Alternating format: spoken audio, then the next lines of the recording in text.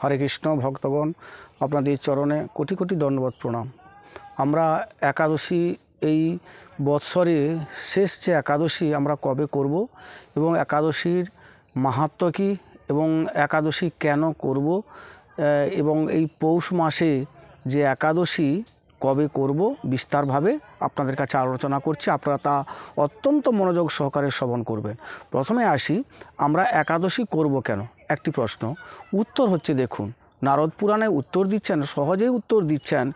বলছেন, জানি কানিচ ব্রহ্মহত্যা সমানিচ অন্নমাশ্রিত তৃষ্ঠন্তি সংপ্রাপ্ত হরিবাসরী। অর্থাৎ যেদিন একাদশী হবে সেদিনকে বলা হচ্ছে হরিবাসর তিথি।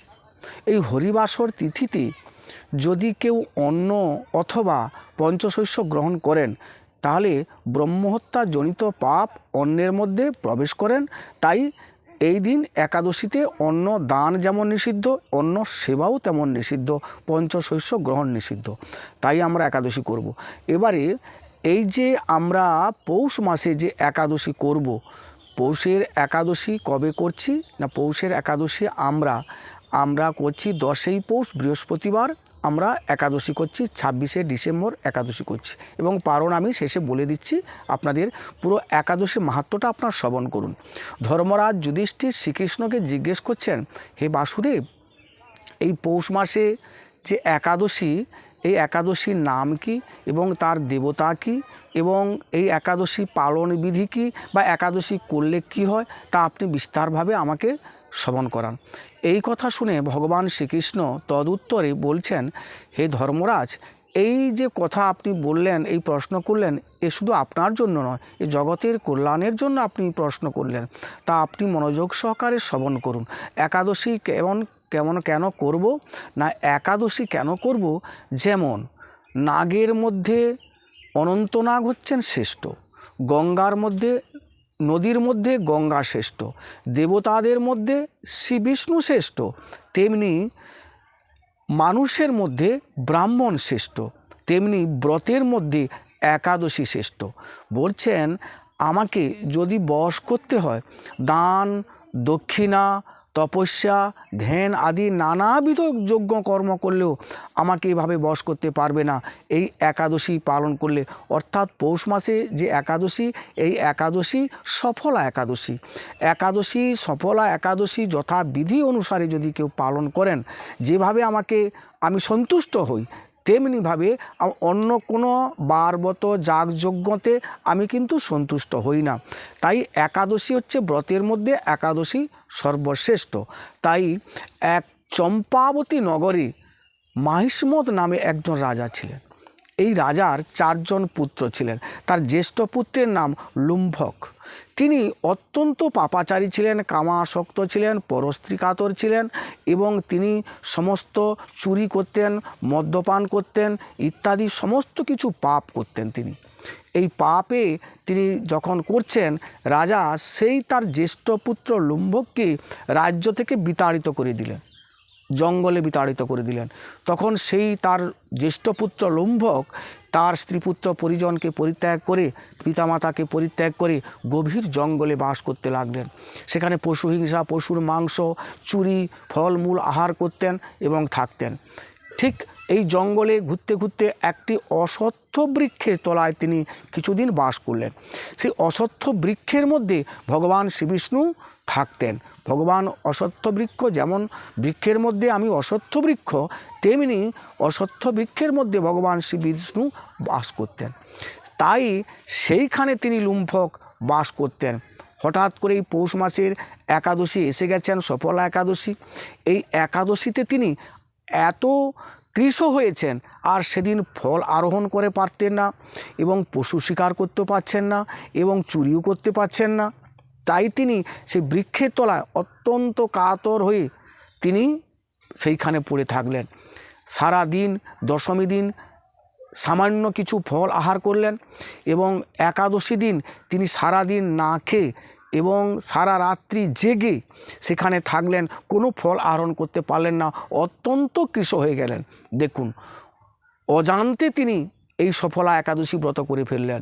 ঠিক প্রত্যুষে ভগবান শ্রীবিষ্ণু দৈববাণী করলেন, দেখো লুম্ভক, তোমার প্রারব্ধের অপ্রারব্ধের এ জন্মে আগামী জন্মের যা পাপ ছিল সমস্ত পাপ নষ্ট হয়েছে।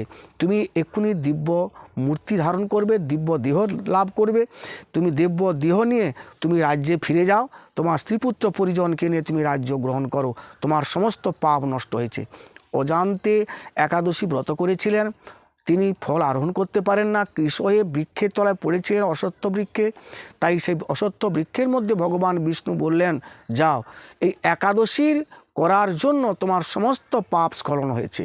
তাহলে একাদশীতে শ্রেষ্ঠ ব্রত, যে কিছু বার ব্রত করুন সমস্ত কোনো পাপ স্খলন আপনার হবে না।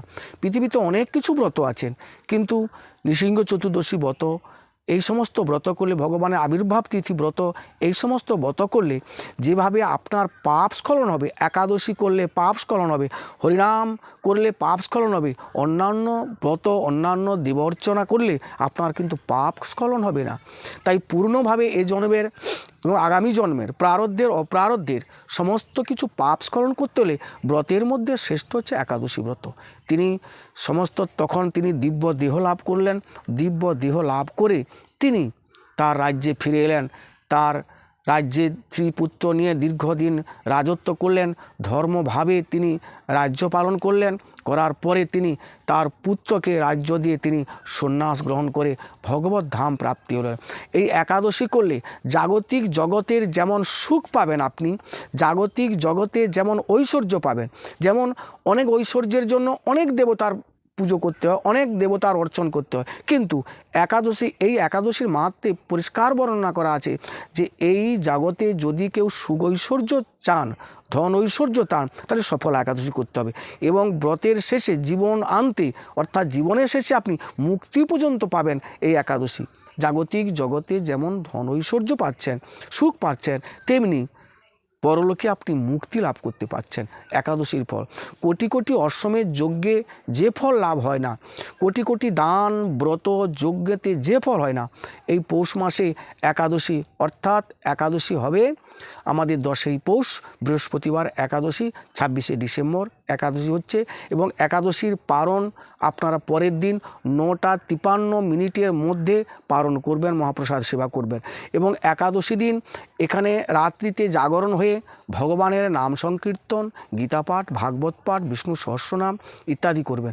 একাদশীতে পরের নিন্দা, পরের চর্চা ইত্যাদি, মদ্যপান আদি কিছুই করবেন না, এবং তাম্বুল আদি মদ্যপান ইত্যাদি করবেন না।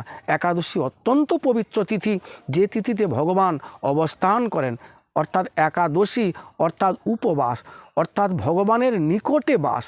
যেই তিথি, ধরুন বৃহস্পতিবারে একাদশী হয়েছেন, 10ই পৌষ বৃহস্পতিবারের সফল একাদশী। এই একাদশীতে বৃহস্পতিবারের গ্রহ, এই গ্রহের কিন্তু বৃহস্পতির অধিকার এই তিথিতে নেই। এই বৃহস্পতিবারে ভগবান শ্রীকৃষ্ণ এই একাদশীতে অবস্থান করেন। তাই এই একাদশীকে বলা হয় বিষ্ণু তিথি বা মাধব তিথি বা একাদশী। এই তিথিতে অবস্থান করেন ভগবান শ্রী বিষ্ণু। তাই আপনারা সবাই একাদশী করবেন এবং যথাবিধি পালন করবেন একাদশী করলে আপনারা শ্রবণ করলেন একাদশীর মাহাত্ম্য। এই একাদশী করলে অত্যন্ত গুরুত্বপূর্ণ, আমাদের পাপ স্খলনও যেমন হবেন, জাগতিক জগতের সুখ ঐশ্বর্য তেমন পাবেন। এবং একাদশী যদি না করেন, প্রথমের শ্লোক আপনারা শ্রবণ করে নেবেন ভালো করে। একাদশী যদি না করেন, একাদশীতে একটি অন্ন যদি আপনি সেবা করেন, তাহলে কোটি কোটি ব্রহ্মহত্যার পাপ আপনাকে গ্রহণ করতে হবে। হরে কৃষ্ণ। আপনারা সবাই একাদশী করবেন। হরে কৃষ্ণ কৃষ্ণ কৃষ্ণ হরে হরে, হরে রাম রাম রাম হরে হরে।